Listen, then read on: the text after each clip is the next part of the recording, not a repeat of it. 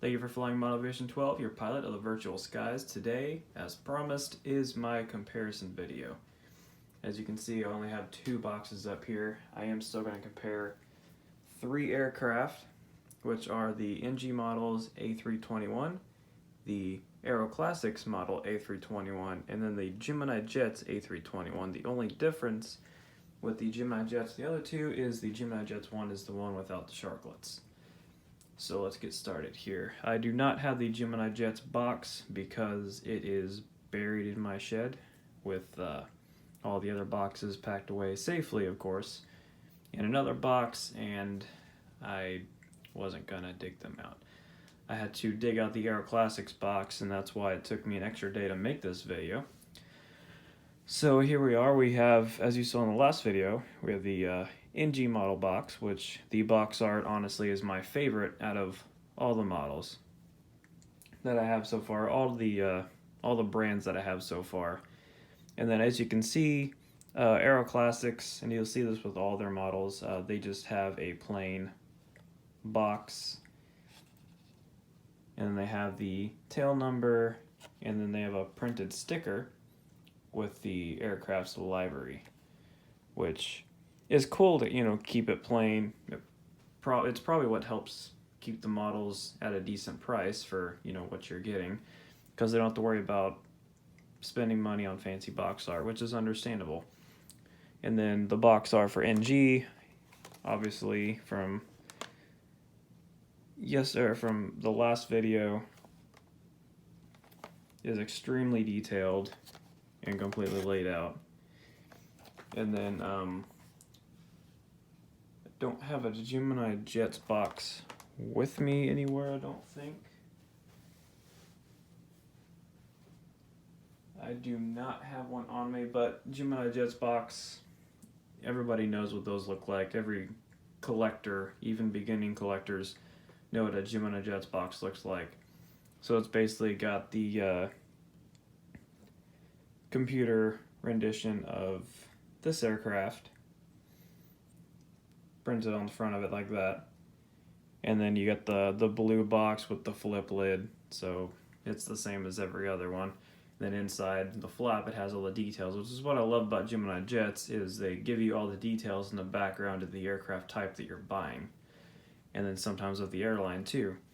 So I'm going to go ahead and start with the no box. So this is the Gemini Jets A321 without the sharklets. Try to get the camera to focus here. So you can see it is really great quality. You can see Gemini Jets logo on the bottom, see the vents, the beacon light. Pretty much every detail you can have on the aircraft is on the aircraft. And Gemini Jets has started putting the antennas, which is a really great feature. The landing gear, honestly, Gemini Jets is one of my favorite with the landing gear. Gemini Jets and NG, honestly, in my opinion, do the best with landing gear. So here's the AeroClassics landing gear, which I'm not a fan of. You can see there's quite a bit of difference in the landing gear if I hold them nose to nose right here. See if I can get them in the frame. You can see there's a bit of difference there. See, the Gemini Jets looks a little more realistic than the AeroClassics, but the AeroClassics does have a rolling gear. Same with the Gemini Jets, and also same with NG models. So I'm going to go ahead and pull that up here. Here's the NG models. The NG models, though, is my favorite with the landing gear. They do a really good job. Nose gear is a bit wobbly, which might cause trouble later on. I've had to glue a few in place, which, if they don't roll, they don't roll. It's okay. It's not really important. Then you got the Wi-Fi dome on top, all the antennas. Trying to see which paint is more accurate. See, NG models is a little bit darker on the color. They both have that metal flake in it, so it does have a little bit of shine. but I think the NG models is a little bit more accurate on the color. Let's take another look at Gemini. Gemini doesn't have the metal flake in it, which I think American has started doing their newer planes without the metal flake in it because of the cost. So they've just been doing like a gray. Alright, so I'm going to go ahead. So Gemini Jets, honestly, great model. If they would come out with another one with sharklets, I obviously didn't buy in time to get that one, so I had to wait for somebody else to release it. And then I didn't buy in time for AeroClassics version, so I bought the Stand Up to Cancer.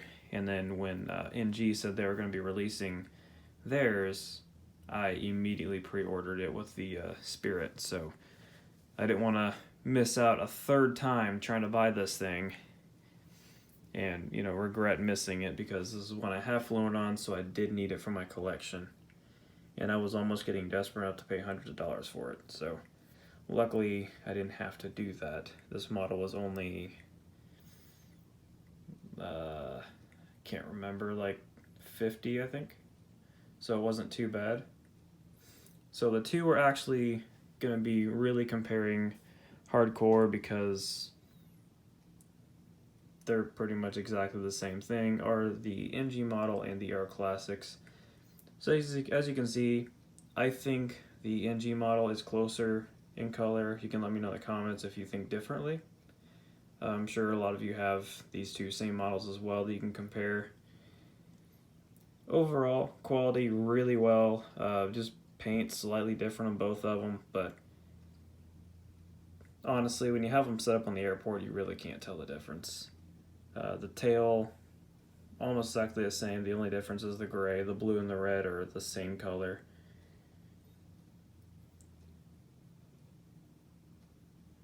I'm really having a hard time finding any differences. Another difference I just noticed is once I pull them back up here, too close. Where they are? There they are. The NG one, if I can use my hand to focus, has the 321 on the bottom, and there it is. The AeroClassics does not, which is a small detail you really wouldn't notice unless you're really getting into the detail of it. So overall, I'm honestly going to give them both a 10. I'd probably give, you know what, I'm going to give NG a 10, and I'm going to give AeroClassics a 9, only because of the realism of the landing gear. I don't know if some Americans don't have the Wi-Fi dome on their 321s. I think only a few do. And the NG one has antennas, along with Gemini Jets has antennas, and the AeroClassics does not. Honestly, to me, it's not that big of a deal, but some collectors, the more detail the better, which I do agree, the more detail the better, but when you're dealing with 1/400 scale, there's only so much you can do. And then so far, I've seen a lot on Instagram and YouTube about models coming broken. The thing is about these models that are coming broken, you really can't place too much blame on the manufacturer for it. I know a lot of people are throwing Gemini Jets, especially, and NG models now, under the bus. The thing with how they make these models is they are pressure fit, they're not glued. So there is a, yep, wheel just came off, like I said. So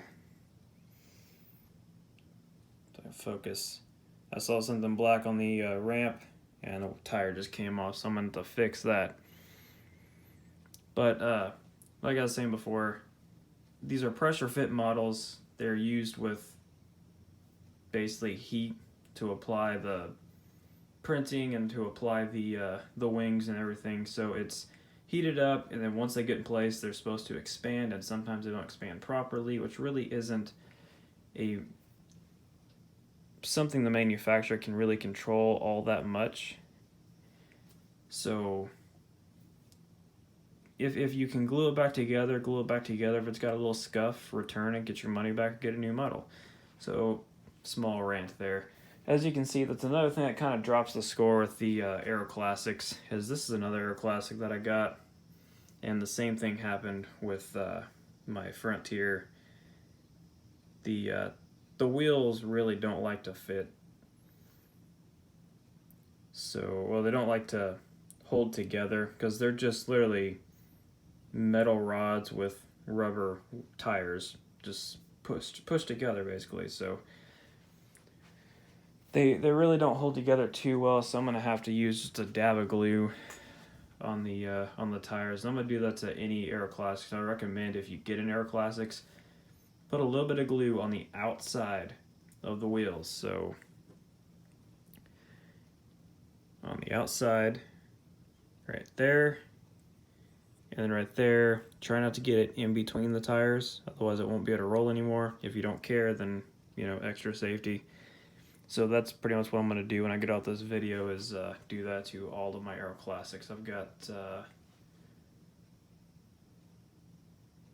think I've got 3 total AeroClassics I'm going to do that to. I've never had a problem with Gemini Jets or NG models with their tires coming off. It's only been AeroClassics. So anytime I get those models, I'm going to start doing that from now on. But hope you liked the video, hope you liked the comparison. If you have any questions or comments, I can make another video about it. I'm still new to doing these comparisons and stuff, and unboxings and everything, so it'll take some time to get a little more tuned in on these type of videos. So if you have any questions, comments, or anything that I can improve on this, just let me know in the comments. If you'd like to follow me on Instagram, it's Modelivation12, YouTube Modelivation12, obviously you're watching on here, and on Twitch for Flight Simulator, which I have Flight Sim X in 2004. You will see me doing a lot of videos on Flight Sim 10 or Flight Sim 10. So follow me on Twitch, Instagram, and YouTube. Like this video, subscribe, share it if you like it enough. And I will see you next time. Thank you for joining me, and remember to geek out, aviators. Bye-bye.